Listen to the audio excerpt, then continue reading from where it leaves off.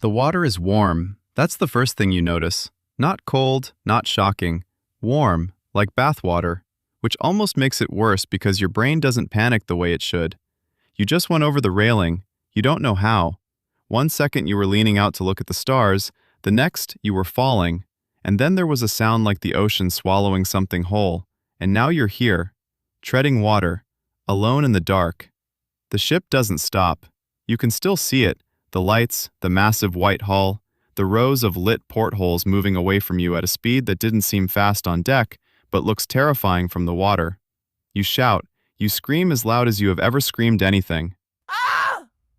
The ship keeps moving. In 2 minutes it is a shape. In 5 minutes it is a glow on the horizon. In 8 minutes it is gone. You are in the Atlantic Ocean. You do not know exactly where. You know you are somewhere between Miami and Nassau because that is what the itinerary said. That is all you know. The water is 78 degrees. The air is warm. There is no current you can feel. There are no waves, just slow, heavy swells that lift you up and lower you down like the ocean is breathing. You cannot see land.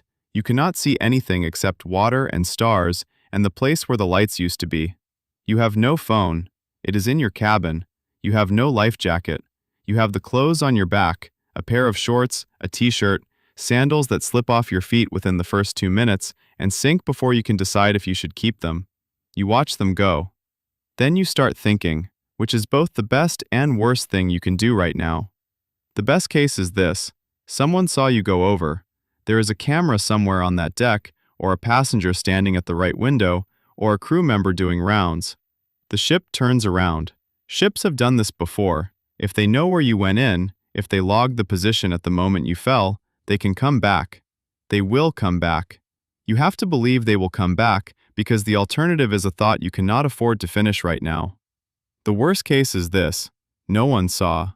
The cabin steward doesn't check your room until morning. The ship docks in Nassau. Someone calls your name at dinner and you don't show up. Someone knocks on your door. It takes hours. It takes until the other people you were traveling with realize you haven't answered a single text since last night. By then the ship is 200 miles from where you went in. You are a GPS coordinate no one has yet. You stop thinking about the worst case. You were a swimmer in college, not competitive, but decent. You know how to float, how to pace yourself, how to move through water without burning through your energy. The problem is that this is not a pool. This is open ocean at night, and the difference between those two things is something you cannot fully describe, but your body already understands because every muscle below your waist is bracing for something it cannot see. You make decisions. You decide to stay still. Moving wastes energy and you do not know which direction is closer to anything. You flip onto your back and you float. The sky above you is the clearest sky you have ever seen. Stars so thick it looks like someone spilled salt on black fabric. On any other night, this would be one of the most beautiful things you have ever seen. Right now you are cataloging it the way a person catalogs things when they are not sure how many more things they will get to see. An hour passes, maybe more. You have lost track. Your legs are starting to cramp. You flip upright and tread water for a while, and then flip back. You eat nothing because there is nothing to eat. You drink nothing because the water around you would kill you faster than the thirst. This is the rule about the ocean. It surrounds you with the one thing you need, and you cannot touch any of it. You hear something. Not the ship, not a voice, a sound below you. Slow and large, the way something moves when it is very big and in no hurry. You look down into water so dark it has no bottom. You are floating over several thousand feet of nothing. You keep your breathing steady. You keep your eyes on the horizon. Then you see it, a light.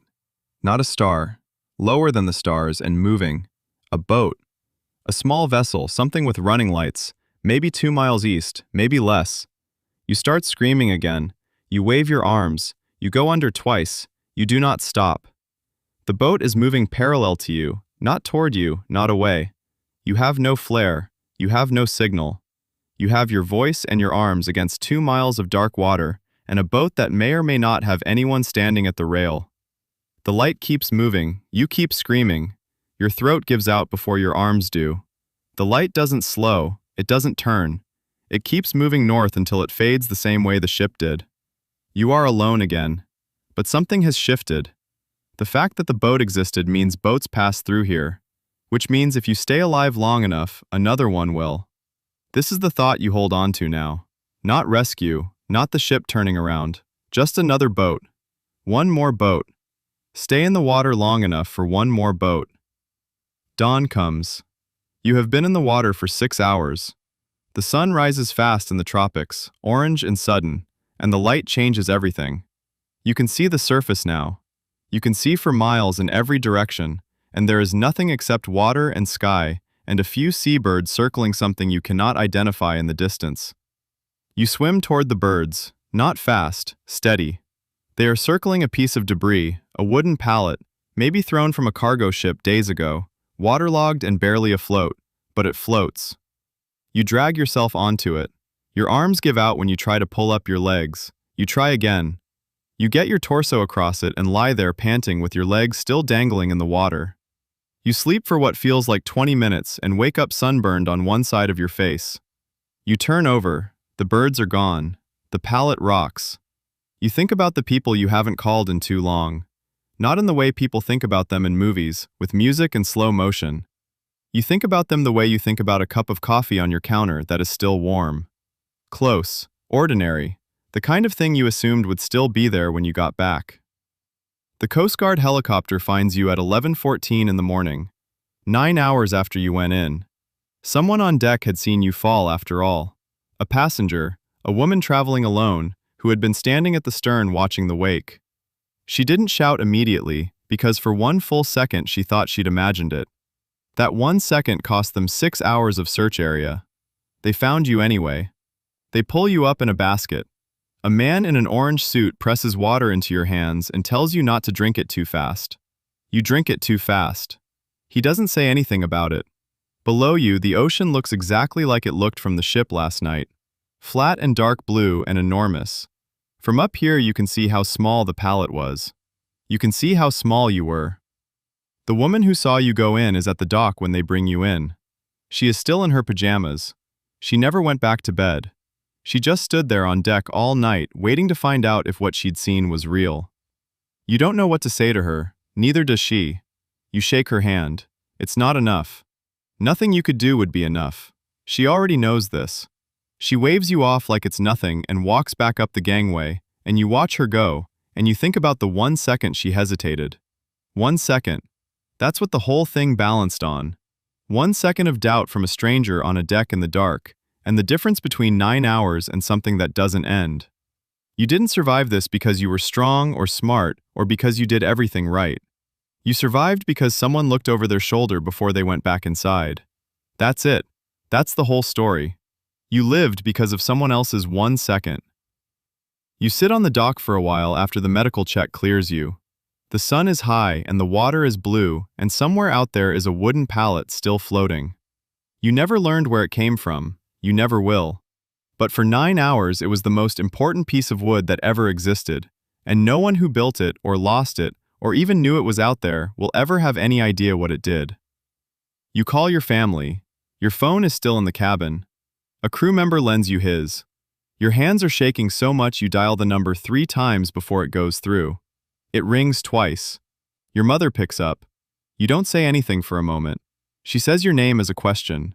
You say, "Hi, Mom." Her voice changes immediately. She asks if everything is okay. You say yes. You tell her you just wanted to call. She pauses, because you have never in your adult life called just to call. But she doesn't push it. She starts telling you about something ordinary, something happening at home, something small. You listen.